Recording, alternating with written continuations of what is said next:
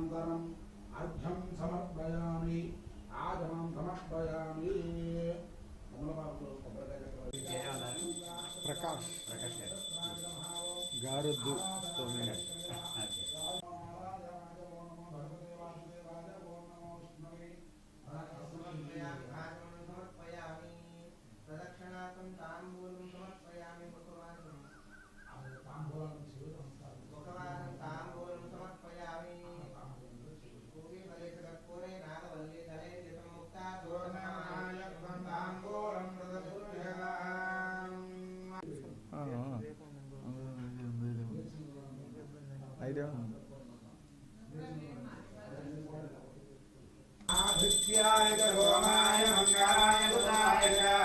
गुरुशुक्रजनिभ्यश्च Rahway केतवे नमः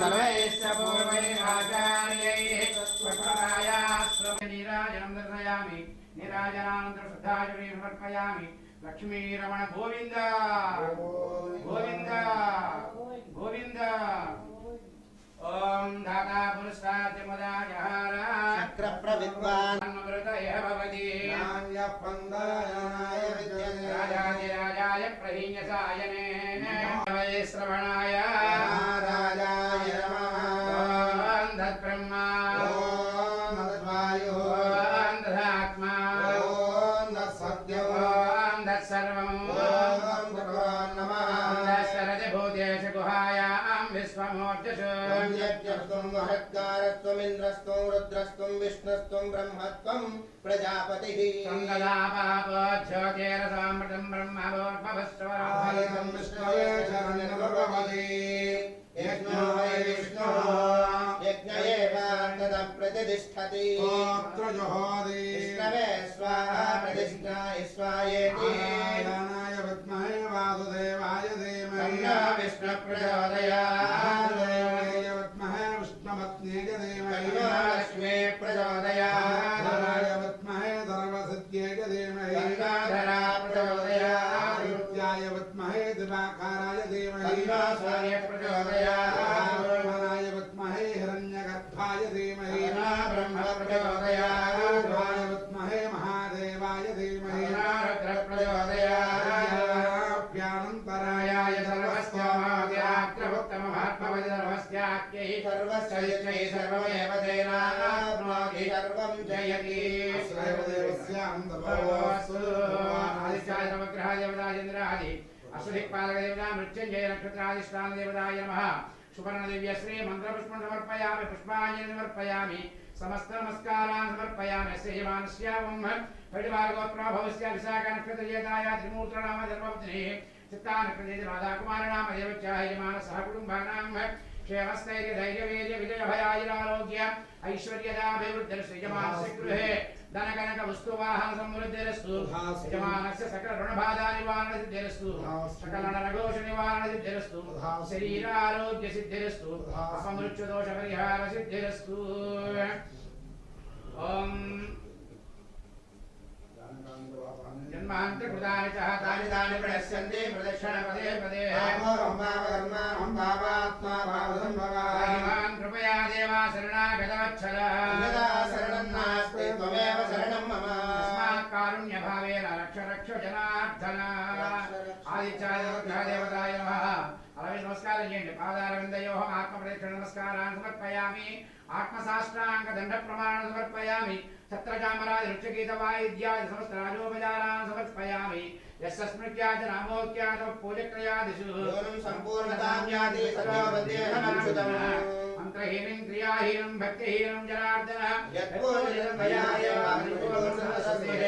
मया सर्वोपचार पूजया च भगवान् भगवतीर्मात्मकः आदित्याय नवग्रह देवतादीन्द्रा दशदिक्पाल मृत्युञ्जय नक्षत्राधिष्ठान देवता सुप्रीतः सुप्रसन्ना वरदा भवतु एतत् फलम् आदित्याय नवग्रह देवता इंद्रादि अष्टदिक्पालक देवता पादारविन्दार्पणमस्तु यजमानस्य गृहे धनकनक वस्तुवाहन समृद्धिरस्तु शरीर आरोग्य सिद्धिरस्तु अपमृत्यु दोष परिहार सिद्धिरस्तु सकल शत्रुबाधा निवारण सिद्धिरस्तु ओम श्री लक्ष्मी हयग्रीव ललिता देवी अनुग्रह కటాక్ష పరిపూర్ణతా ఫలసిద్ధిరస్తు.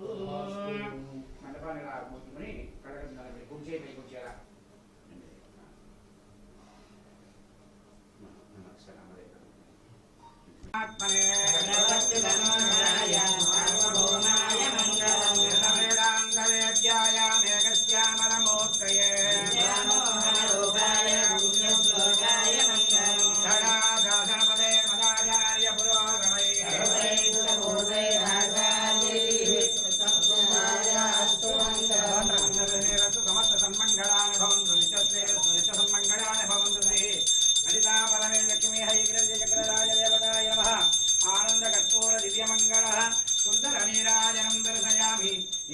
సమర్పయామి. నీరాజనానంతరం శుద్ధ ఆచమనీయం సమర్పయామి. లక్ష్మీ రమణ గోవింద గోవింద, ధాత్రీ రమణ గోవింద. జై బోలో లలితా మాతకు, లక్ష్మీ హయగ్రీవ స్వామికి. ఓం ధాతా పురస్తాద్యమదా జహార ఏవం విద్వాన్ అమృత ఇహ భవతి. లక్ష్మీం క్షీర సముద్ర రాజతనయాం శ్రీరంగదామేశ్వరీం శ్రీమన్మండకటాక్షరబ్ధ బ్రహ్మేంద్ర గంగాధరా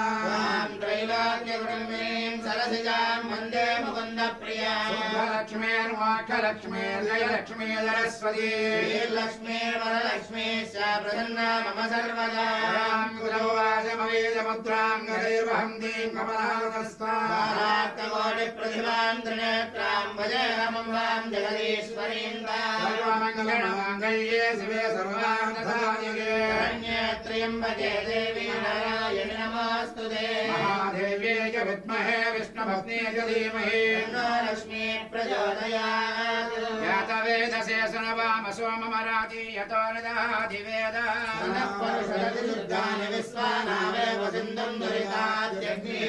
అగ్నివన్నాన్ తపసా జలందేం వైరోచరీం కర్మ ఫలే సతుష్టాం దేవీం శరణమహం ప్రపద్యే సుతరసి తరసే నమః. త్వంపారయానవ్యో అస్మాన్ స్వస్తి విరతి దుర్గాని విశ్వాసర్వే భవాదోగాయతనయాయ సింధో విశ్వామినా దుర్గః జాతవేదః సింధున్ననావాచరితాది వర్షీ. అస్మాకం భవత్పవితా తరుణః కృతానాజితకం సహమానమగ్నిముద్రకం భవేమ పరమాత్ సదస్యాత్. పరదుర్గాన విశ్వాక్షామద్దేవా దుర్గాజ్ఞే రత్నోజికమేజ్యో అధ్వరేషు జనాత్ సహోదానవ్యశసత్సి. సర్వం విప్రియ స్వాస్మభ్యుంజదౌపగమాయ స్వాభ్యర్జిష్టమరిశో నిషిక్తం తవేంద్ర విష్ణోరణ సంచరేమ. పృష్ఠమపదం వదానో వైష్ణవీం లోకైహవాదయందాన్. ఆఖ్యాయనాయ విద్మహే కన్యాకుమారి ధీమహి దుర్గ ప్రచోదయాత్. హయగ్రీవాయ విద్మహే వాగీశ్వరాయ ధీమహి హంస ప్రచోదయాత్. దాశరథాయ విద్మహే సీతావల్లభాయ ధీమహి రామ ప్రచోదయాత్. ఓం గజపతాయై చ విద్మహే రామపత్నీ చ ధీమహి సీతా ప్రచోదయాత్. ఆంజనేయాయ విద్మహే రామదూతాయ ధీమహి హనుమ ప్రచోదయాత్. విశ్వక్సేనాయ విద్మహే నేత్రహస్తాయ ధీమహి శాంత ప్రచోదయాత్. సపరివారాయ సమేత లలితా పరమేశ్వర లక్ష్మీ హయగ్రీవ స్వామినః పాదారవిందయోః సువర్ణ దివ్యశ్రీ మంత్రపుష్పం సమర్పయామి. పాదారవిందయోః పుష్పాంజలిం సమర్పయామి. సమస్త నమస్కారాన్ సమర్పయామి. అస్య యజమానస్య సహ కుటుంబానాం క్షేమస్థైర్యధైర్యవీర్య విజయ భయాయురారోగ్య ఐశ్వర్యదాభివృద్ధిరస్తు. యజమానానాం సర్వాభీష్టఫలసిద్ధిరస్తు. శ్రీ లక్ష్మీ హయగ్రీవ లలితాదేవి ప్రసాదేన యజమాన శ్రేష్టకామ్యార్థఫలసిద్ధిరస్తు. అఖండ లక్ష్మీ కటాక్షసిద్ధిరస్తు. అస్మిన్ గ్రామే స్థితానాం బ్రాహ్మణాదీనాం చాతుర్వర్ణానాం చావ్యాదిచోరభయరుకావశ్య రాజపాదాది సర్వోపద్రసాంచం రాజారాష్ట్రగ్రామణయమాన్య ఆచార్య అర్చకపాచక పరిచారకాభివృద్ధిరస్తు. నిత్యం లోకా సమస్తాః సుఖినో భవంతో నమహన్నంతో న గృహ్ణంతు. శ్రీ లలితా పరమేశ్వరి దివ్యపాద ప్రసాద సిద్ధిరస్తు. మీ కోరిక నెరవేరండి. అమ్మ చేతి రోజు పడింది అనమాట. మీరేమనుకుంటున్నారో అది నెరవేరండి అన్నమాట. నెరవేరుతోంది పూర్తిగా. बीजयामि नृत्यं दर्शयामि गीतं श्रावयामि वायुद्यं श्रावयामि अश्वानारोहयामि गजानारोहयामि समस्तराजोपचार देवोपचार देव्योपचार नित्योपचार भक्त्योपचार सत्योपचारान् समर्पयामि सर्वं श्री ललिता परमेश्वरी दिव्य पादारविन्दार्पणमस्तु। ये शिवे सर्वार्धसाधिके शरण्ये त्र्यम्बके देवी नारायणे नमोऽस्तुते। पद्मनि पद्महस्ते पद्मालये पद्मदलाय दाक्षी विश्वप्रिये विष्णुमनोनुकूले पादपद्मं महि सन्निधिस्व। दुर्गे स्मृता हरसि भीतिमशेषदञ्जो स्वस्त्यै स्मृतां मतिमतीव शुभां ददासि दारिद्र्यदुःखभयहारिणी कात्मदन्या उपकारकरणाय सदार्धचित्ता। ओं श्रीमात्रे नमः। శ్రీ లక్ష్మీ హయగ్రీవ లలితా శ్రీపీఠం ఈ యొక్క పీఠంలో ఉండే విశేషం చాలా గొప్పగా ఉందని చెప్పడానికి ఇక్కడ వచ్చినటువంటి భక్తులు అనేక మంది అమ్మ యొక్క అనుగ్రహాన్ని పొందినటువంటి వారు. ఈ యొక్క వైభోగం అంతా కూడా ఎక్కడి నుంచి ఎలా వస్తుంది అంటే లలితా అమ్మవారి యొక్క వైభోగం చాలా గొప్పగా చెప్పబడుతుంది మనకి వేదంలో శాస్త్రంలో కానీ విశేషముగా అమ్మవారి యొక్క లలితా సహస్రనామ స్తోత్రాల్లో కూడా అమ్మ వైభోగాన్ని గొప్పగా చెప్పబడింది. ఈ యొక్క లక్ష్మీ హయగ్రీవ స్వామి వారు అనేటువంటి వారు లలితా అమ్మవారి యొక్క వైభోగాన్ని ఈ యొక్క 14 లోకాలకు కూడా తెలియజేసిన మహానుభావులు వారు అన్నమాట. అంటే అమ్మవారిని దర్శించినటువంటి వారిలో లక్ష్మీ హయగ్రీవ స్వామి వారు అనేటువంటి మనకి చెప్పబడుతుంది వేదంలో. ఆ హయగ్రీవ స్వామి వారు శ్రీ మహావిష్ణుమూర్తి అంశగా ఆయన ఉద్భవించిన వారై ఉండి లక్ష్మీ సమేతుడై ఉండి ఆయన అగస్త్య మహర్షికి అమ్మవారి యొక్క వైభోగాన్ని తెలియజేశారట. అమ్మని ఎలా పూజించాలి, ఎలా అర్చించాలి, ఏ ఆశయంతో అమ్మని అర్చిస్తే ఆ యొక్క ఆశయం నెరవేరుతుంది, ఏ శ్లోకం చదివితే ఆరోగ్యం వస్తుంది, ఏ శ్లోకం చదివితే అమ్మ యొక్క అనుగ్రహం కలుగుతుంది అనేటువంటి విషయాలన్నీ కూడా మనకి చక్కగా విశేషంగా లలితా సహస్రనామంలో అందించారన్నమాట. అటువంటి యొక్క హయగ్రీవ స్వామి వారు ఈ లలితా అమ్మవారి యొక్క వైభోగాన్ని వివరించారు. అమ్మని దర్శించారు ఆయన. అమ్మ ఎక్కడ ఉంటుంది అంటే మనకి 14 లోకాలు చెప్పబడ్డాయి అన్నమాట. వేదంలో 14 లోకాలు చెప్పబడ్డాయి. ఆ 14 లోకాలు అతల వితల సుతల తల అతల మహాతల రసాతల పాతాళాది సప్తపాతాళ శివపతలే అని 7 లోకాలు. అక్కడి నుంచి మళ్ళీ భూలోక భువనలోక శుభలోక జనోలోక మహరలోక తపోలోక సత్యలోకానాం అధోభాగి అని ఒక 7 లోకాలు పైకి ఉన్నాయట, 7 లోకాలు కింద ఉన్నాయట. ఈ 14 లోకాలు మనకి చతుర్దశ భువనాన్ని అని చెప్పి అంటారు. అంటే 14 భువనాలు అంటే లోకములు 14 లోకాలని. ఆ 14 లోకాలు దాటిన తర్వాత పైన గోలోకం ఉంటుందట. ఆ గోలోకంలో కేవలం ఆవులు మాత్రమే సంచరిస్తూ ఉంటాయి, తప్పించి వేరే ఎవరు ఉండరట. ఆ గోలోకానికి కూడా పైన ఉండేటువంటిది మణిద్వీపం అనేటువంటిది ఉంటుందట. ఆ మణిద్వీపంలో ఉంటుంది ఈ మహాతల్లి. ఆమెను దర్శించుకున్న వాళ్ళైతే ఇప్పటి వరకు కూడా బ్రహ్మ విష్ణు మహేశ్వరులు కూడా లేరుట. అమ్మను నిరంతరం కూడా స్మరిస్తూ ఉంటారట. అకార ఉకార మకార స్వరూపమైనటువంటి ఒక ఓంకార శబ్దంతో వారు ఇప్పుడు కూడా అమ్మను ధ్యానం చేస్తూ ఉంటారట, ఓం అనేటువంటి ఒక శబ్దంతో. అందుకోసమే మనం ఏ కార్యక్రమం చేసినా కూడా ముందు అమ్మని ప్రార్థన చేసి ఓం అనేటువంటి ఒక ఓంకార శబ్దంతో మనం ఈ కార్యక్రమాలు ఏమి ప్రారంభించినా కూడా శుభమైన అశుభమైనా కూడా ఓం అనేటువంటి శబ్దంతో మనం ప్రారంభిస్తాం అమ్మని తలుచుకుంటూ. ఆ యొక్క విశేషమైన కార్యక్రమం జరగాలని చెప్పేసి అటువంటి యొక్క మహాతల్లి వైభోగాన్ని ఆ మణిద్వీపంలో చక్కగా వివరించారు. మణిద్వీప వర్ణన అనేటువంటి ఒక విశేషాన్ని కూడా మనకు అందించారు. ఆ మణిద్వీపంలో ఉంటుంది అమ్మ వైభోగం. అక్కడి నుంచి ఆమె వైభోగంతో ఈ 14 లోకాలని కూడా చక్కగా ఆ కనుసన్నల్లోంచి ఆమె చక్కగా విశేషంగా అనుగ్రహిస్తూ ఉంటారుట. ఆ తల్లి నుంచే ఉద్భవించారు. మనకి ఎంతమంది ఉద్భవించారంటే మహాతల్లి యొక్క స్వరూపాలు 1,00,000 రూపాయలు ఉన్నాయిట. అంటే 1,00,000 రూపాయలు అమ్మ నుంచి ఉద్భవించాయట. ఉదాహరణకి మన లక్ష్మీదేవి యొక్క సహస్రనామం చెబుతూ ఉంటే ఆ సహస్రనామంలో అమ్మ యొక్క వైభోగంలో ఆ లలితా సహస్రంలో కానీ లక్ష్మీ సహస్రంలో కానీ సరస్వతి సహస్రంలో కానీ ఇలా అమ్మవారి సహస్రాలు ఏవైతే ఉంటాయో వాటిలో ఒక్కొక్క సహస్రంలో 1000 రూపాయలు వస్తూ ఉంటాయి. ఆ 1000 రూపాయలు అలా కలుపుకుంటూ పెడితే 1,00,000 రూపాయలు ఉన్నాయిట అమ్మకి. ఆ 1,00,000 రూపాయలు కూడా అనేక రకాలుగా ప్రతి గ్రామంలోనే కూడా గంగానమ్మగానో పోచాలమ్మగానో సత్యమ్మ తల్లిగాను అనేక రకాలుగా అమ్మ యొక్క రూపాన్ని ఆపాదించుకుంటూ గంగానమ్మ తల్లిగాను వారు అక్కడ ఆరాధన చేసుకుంటూ ఉంటారు. అలా గ్రామాల్లోని కూడా అమ్మ యొక్క రూపాలు విస్తరింపజేస్తూ అలా 1,00,000 రూపాయలు అమ్మ నుంచి ఉద్భవించాడు ఈ భూలోకంలోకి. అటువంటి మహాతల్లి హయగ్రీవ స్వామి వారు చెప్పిన విధంగా ఇద్దరూ కూడా ఏకపీఠం మీద ఉన్నటువంటి ఉభయ రాష్ట్రాల్లో ఎక్కడా కూడా లేదు. ఇక్కడ ఏదో అమ్మకు అనుగ్రహం మనకి కలిగి ఇలా మనం సొంతంగా అర్చన చేసుకుందాం, ఆరాధన చేసుకుందాం అనే సంకల్పంతో అమ్మ వైభోగాన్ని పొందడం కోసం ఒక రాత్రి సమయంలో మా తల్లిగారికి అమ్మ కనిపించి ఈ యొక్క పీఠాన్ని పెట్టుకోవాలని చెప్పేసి అమ్మకి చెప్తే మా తల్లిగారు నాకు చెప్పడం, నేను ఈ యొక్క యథాప్రకారంగా నా కోసం అనేటువంటి ఈ పీఠాన్ని ఏర్పాటు చేసుకోవడం. కానీ ఇక్కడ కొన్ని వేల మంది అమ్మను దర్శించుకుంటూ ఉంటారు, అమ్మ వైభోగాన్ని పొందుతూ ఉంటారు. అనేక మంది పీఠాధిపతులు వచ్చి ఉన్నారు ఇక్కడ. ప్రతి పీఠాధిపతి కూడా అమ్మ వైభోగాన్ని వారు చవి చూసిన వారు అందరూ కూడా ఇక్కడికి. అదేవిధంగా విఠల బాబా వారు చెప్పి వారు ప్రత్యేకించి అమ్మ గురించి వారి కోసం చెప్పాలి ఈ సమయంలో. ఎందుకోసం అంటే వారు భీమవరంలో ఓ యజ్ఞం చేస్తున్నారు, మీ అందరం కూడా ఆ యజ్ఞంలో పాల్గొన్నాం. ఆ సమయంలో వారితో అన్నాం విఠల బాబా వారికి, అంటే అప్పటికే ఆయనకు 103 సంవత్సరాలు.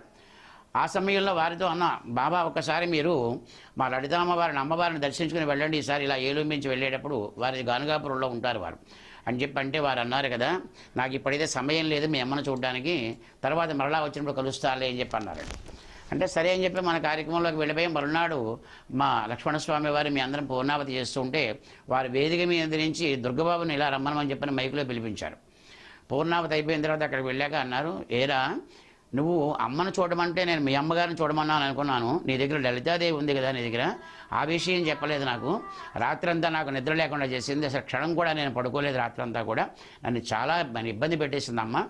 పూర్ణావతి అవ్వగానే మనం బయలుదేరి ముందు మనం పీఠం దగ్గరికి వెళ్ళాలి, ఆ తర్వాతే నేను మిగతావన్నీ కూడా భోజనం చేసిన పలహారం చేస్తానని చెప్పేసి అని వెంటనే పూర్ణావతి అయిన తర్వాత భీమవరం నుంచి ప్రయాణం చేసి ఇక్కడికి వెంటనే రావడం జరిగింది. ఆయనతో పాటు ఒక 25-30 మంది వారి భక్తులు, అలాగే గ్రామంలో ఉన్న వారు అందరూ ఇక్కడికి వచ్చిన తర్వాత వారు దండము అమ్మవారి మీద పెట్టారు.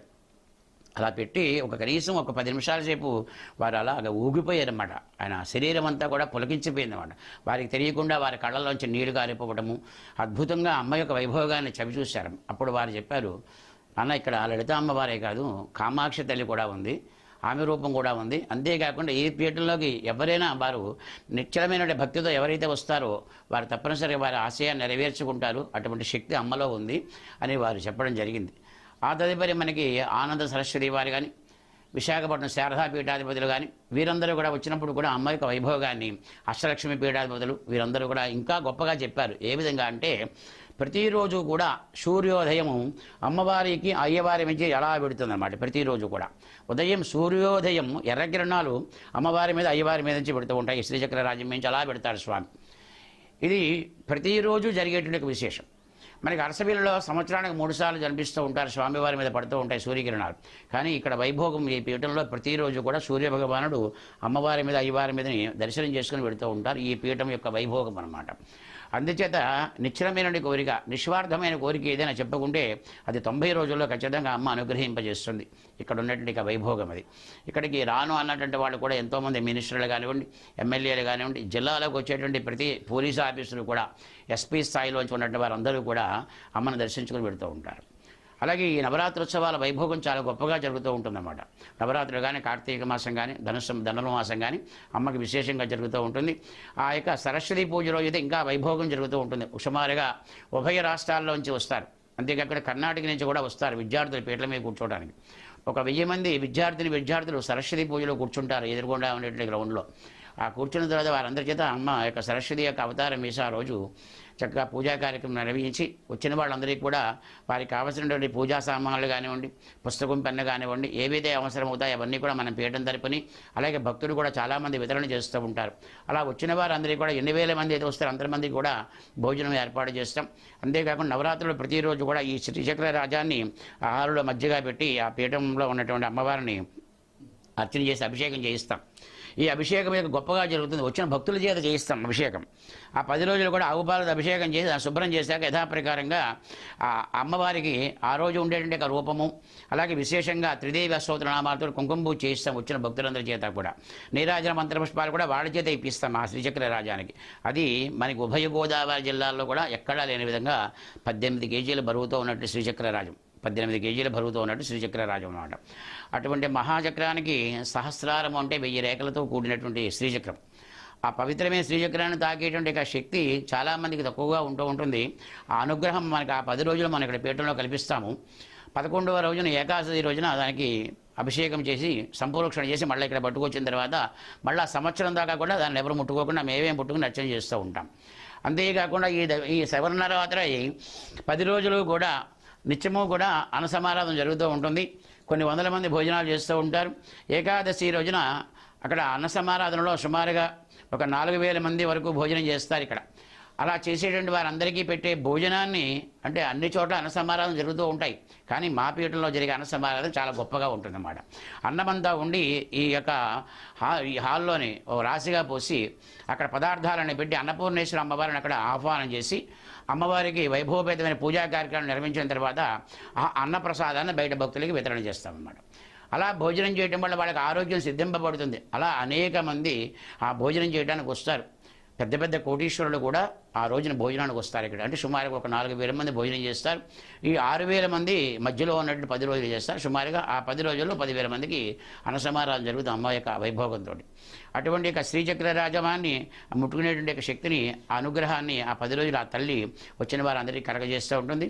అమ్మకి ప్రతిరోజు కూడా ఏ రోజు ఏ అవతారం అయితే ఉంటుందో ఆ అవతారాన్ని ఆపాదించి ఆ అమ్మవారికి విశేషాన్ని అనుగ్రహించేటువంటి యొక్క గొప్ప పీఠముగా మనం చెప్పుకునేటువంటి విరాజులతో ఉంటుంది ఈ మహాతల్లి. ఎంతోమంది మనం చెప్పకుండానే అమ్మ యొక్క పీఠాన్ని వెతుక్కుంటూ వచ్చినటువంటి వాళ్ళు చాలామంది ఉన్నారు. అలాగే వాళ్ళ కోరికలు నెరవేరిన తర్వాత అమ్మవారికి చేయించే వస్తువులు, అలంకారానికి ఆ బంగారంతో కానీ వస్తువులు కానీ, చీర జాకెట్ కానీ, పసుపు కుంకుమ కానీ ఇవన్నీ అమ్మకి ఇస్తూ ఉంటారు. వాళ్ళు ఏదైతే అనుకుంటారో ఆశయానికి ముందు ఇస్తారు, ఆశయం నెరవేర్చుకున్న తర్వాత ఇస్తూ ఉంటారు. అలాగే నిత్యము కూడా ఆ ఉత్సవ విగ్రహాలు ఏవైతే ఉన్నాయో ఉన్నటువంటి వాటన్నిటికీ కూడా గోక్షీరాలతో అభిషేకం చేస్తాం. అక్కడ ఆంజనేయ స్వామి వారు, హయగ్రీవ స్వామి వారు, లక్ష్మీనరసింహస్వామి, అలాగే అక్కడ విశేషముగా శాలిగ్రామము, లక్ష్మీ గణపతి అవన్నీ కూడా విశేషంగా వాటికి రోజు కూడా అభిషేకం చేసి ఆ తీర్థాన్ని వచ్చిన భక్తులందరికీ కూడా అందించడం జరుగుతుంది. ఇది గొప్ప విశేషం మన పీఠంలో. ప్రతిరోజు కూడా ఆవు పాలతో అభిషేకం చేస్తాం. ఆ చేసిన తీర్థాన్ని వచ్చిన భక్తులందరికీ కూడా అందజేస్తాం ప్రోక్షణ చేసిన తర్వాత. ఇది ప్రతిరోజు కూడా జరుగుతుంది. అలాగే ప్రతిరోజు కూడా అమ్మవారికి ప్రాతకాలార్చన, సాయంకాలార్చన, అదేవిధంగా మహార నివేదన, విశేష ప్రసాదాల నైవేద్యము, శుక్రవారం విశేష పూజలు, శుక్రవారం నాడు లలితా సహస్రనామం పారాయణ చేస్తూ ఉంటారు. పౌర్ణమి రోజున ఈ పీఠంలో ధ్యానం చేస్తూ ఉంటారు. ఆ ధ్యానం ఎందుకోసం చేస్తారంటే అమ్మ నుంచి చక్కనైన వైబ్రేషన్స్ వస్తాయన్నమాట. ఈ పీఠంలో కూర్చుని ఒక 10 నిమిషాలు కనుక ధ్యానం చేసినట్లయితే ఈ భూమిలోంచి ఆ ధ్యానం చేసేవారికి దివ్యమైన శక్తిని అమ్మ అనుగ్రహింపజేస్తుంది ఈ పీఠంలో. అది కూడా గొప్ప విశేషం పౌర్ణమి రోజున. అటువంటి మహత్తరమైన ఈ లలితా అమ్మవారి యొక్క వైభోగాల్లో హయగ్రీవ స్వామి వారికి ఆ శాలిగ్రామములు అనేటువంటివి ఉన్నాయి, మెడలో ఉన్నాయి, చూశారు కదా అవి. ఆ శాలిగ్రామాలన్నీ కూడా గండకీ నదిలో అవి జన్మిస్తాయన్నమాట. అంటే విష్ణు స్వరూపాలు అంటారు వాటిని. వాటిలో రకరకాలు ఉంటాయన్నమాట. నారసింహం ఉంటుంది, విష్ణువు ఉంటుంది, అలాగే కూర్మం ఉంటుంది, అనేక రకాలు ఉంటాయి వాటిలో. ఆ శాలిగ్రామాలన్నీ కూడా ఇంకెక్కడా కూడా కాదు, గండకీ నదిలో పుడతాయన్నమాట. గండకీ నది అంటే మనకి ముక్తినాథ్లో ఉందన్నమాట. నేపాల్, కాఠ్మాండు దాటిన తర్వాత ముక్తినాథ్ అనే క్షేత్రం దగ్గర ఉన్న గండకీ నదిలో పుడతాయి. మేము ఆ క్షేత్రానికి వెళ్ళినప్పుడు ఆ గండకీ నదిలో ఉండి మాతో పాటు వచ్చినటువంటి వాళ్ళందరూ కూడా వెతికి ఏరి ఆ నదిలో సుమారుగా ఒక 5 గంటల సేపు ఆ నదంతా తిరిగి వాటిని వెతికి ఆ తీసుకొచ్చి ఆ వెండిలో పెట్టి అలంకారం చేయించిన 108 యొక్క శాలిగ్రామాలు. అది హయగ్రీవ స్వామి వారి చాలా ఇష్టమైనటువంటిది. అలాగే విష్ణు స్వరూపం ఎవరైనా వెంకటేశ్వర స్వామి వారికి కానీ, కృష్ణ పరమాత్ముడికి కానీ, హయగ్రీవ స్వామి వారికి కానీ, రామచంద్ర స్వామి వారికి కానీ వీరందరికీ కూడా ఆ శాలిగ్రామములు చాలా గొప్పగా ఇష్టపడేటువంటి యొక్క వైభోగాన్ని కలగజేసే అవి వారికి మాల చేయించి వేయించడంలో అది ఇంకా దివ్యమైన శక్తిని ఇస్తుందన్నమాట ఆ స్వామికి. జ్ఞానానందమయం దేవం నిర్మలస్ఫటికాకృతిం ఆధారం సర్వ విద్యానాం హయగ్రీవముపాస్మహే. అంటే సకల విద్యలని కూడా అందింపజేసేటువంటి మహానుభావుడు ఆయన. ఏ విద్యలు అందిస్తారు అంటే అన్నీ కూడా నృత్యము, గీతము, వాయిద్యము, వైద్యము, విశేషమైన విద్యలు ఏవైతే ఉంటాయో అవన్నీ కూడా సర్వ విద్యానాం హయగ్రీవముపాస్మహే. అటువంటి విద్యలు అందించే మహానుభావుడుగా విరాజులు హయగ్రీవ స్వామి వారు. ఈ పీఠంలో అనేక మందికి అక్షరాభ్యాసాలు జరుగుతూ ఉంటాయి ఉత్తరాయణ పుణ్యకాలంలో. అదేవిధంగా మూలా నక్షత్రంలో కూడా కొన్ని వేల మంది అక్షరాభ్యాసాలు జరుగుతూ ఉంటాయి ఇక్కడ. ఆ స్వామివారి వైభోగము, అమ్మవారి యొక్క వైభోగాన్ని చక్కగా ప్రతివారు కూడా మీ ఛానల్ ద్వారా వీక్షించి అమ్మ యొక్క హయగ్రీవ స్వామి వారి యొక్క అనుగ్రహాన్ని పొంది అవకాశం ఉన్నవారు కూడా ఎప్పుడు అవకాశం ఉంటే అప్పుడు వచ్చి అమ్మను దర్శనం చేసుకుని తరించాలని చెప్పేసి నిత్యము లోకా సమస్త సుఖినోభవంతైనటువంటి నినాదాన్ని మనం ఎప్పుడు చెబుతూ ఉంటాం అమ్మ దగ్గర ప్రతి క్షణము కూడా. ఆ విధంగా వచ్చినా రాకపోయినా కూడా అమ్మవారిని వీక్షించినా కూడా చక్కగా ఈ యొక్క పదం ఏదైతే ఉంటుందో అందరికీ ఆపాదించబడుతుంది. ఇక్కడ కులంతో కానీ మతంతో కానీ సంబంధం లేకుండా అనేక మంది అమ్మని దర్శించుకునేటువంటి వాళ్ళు చాలామంది ఉంటారు. అన్ని మతాల వారు వస్తూ ఉంటారు ఇక్కడికి. ఇది గొప్ప విశేషం మా పీఠానికి. అక్కడ ముస్లిమ్స్ అనో, క్రిస్టియన్స్ అనో, హిందువులు అనే భేదం లేదు, అందరూ వస్తూ ఉంటారు అమ్మని దర్శనం చేసుకోవడానికి. అలాగే ఇక్కడ మనం చెప్పే విషయాల్లో కూడా ప్రతిరోజు వచ్చేసి అర్చనా కార్యక్రమంలో కూడా నిత్యం లోకా సమస్త సుఖినో భవంతు అనేటువంటి విషయాన్ని మనం ఇక్కడ ఎరింగింపజేస్తూ ఉంటాం. ఆ విధంగా మనకి అమ్మ యొక్క వైభోగం మనకి అందరికీ కలగాలని మరొకసారి కోరుకుంటూ మీ ఛానల్ ద్వారా అందరూ కూడా బాగుండాలని, నిత్యము కూడా అందరూ ఆయురారోగ్య భోగభాగ్యాలతో విరాజిల్లాలని, మన రాష్ట్రము రాజ్యము కూడా సుభిష్టంగా ఉండాలని, ఏదైతే మన సంస్కృతి సాంప్రదాయాలు ఉన్నాయో పూర్వకాల ఋషీశ్వరులు అందించినటువంటి అవన్నీ కూడా వైభోగాన్ని మన దేశం పొందాలని చెప్పేసి మరొకసారి కోరుకుంటూ ఆ లలితాంబవారి లక్ష్మీ అయ్యగిరి స్వామివారి దివ్యమైన అనుగ్రహం అందరికీ కూడా పరిపూర్ణంగా కలుగుగాక. జై బోలో లలితామాతకు, లక్ష్మీ హయగ్రీవ స్వామికి, ఏడుకొండలవాడ వెంకటరమణ గోవింద గోవింద. శుభమస్తు. నా పేరు మద్దాల త్రిమూర్తులు, వైభవ్ రాధాకుమారి. మాది బొమ్మిడి గ్రామం, ఊటూరు మండలం. మేము ఇక్కడికి లలిత హయగ్రీవ శ్రీపీఠం గారికి పూజ చేయించుకుంటూ వచ్చాం. ఇది ఎంతో చాలా మాకు ఎన్నో మొన్న వచ్చాం, చూసాం, మళ్ళీ రావాలి పూజ చేయించుకోవాలని వచ్చి ఇక్కడ పూజ చేయించుకున్నాం. గురువుగారు చాలా, దుర్గాబాబు గారు అంటే ఆయన మళ్ళీ చూడాలనిపిస్తుంది. దుర్గాబాబు గారు లలితాపీఠమే దుర్గాబాబు గారు.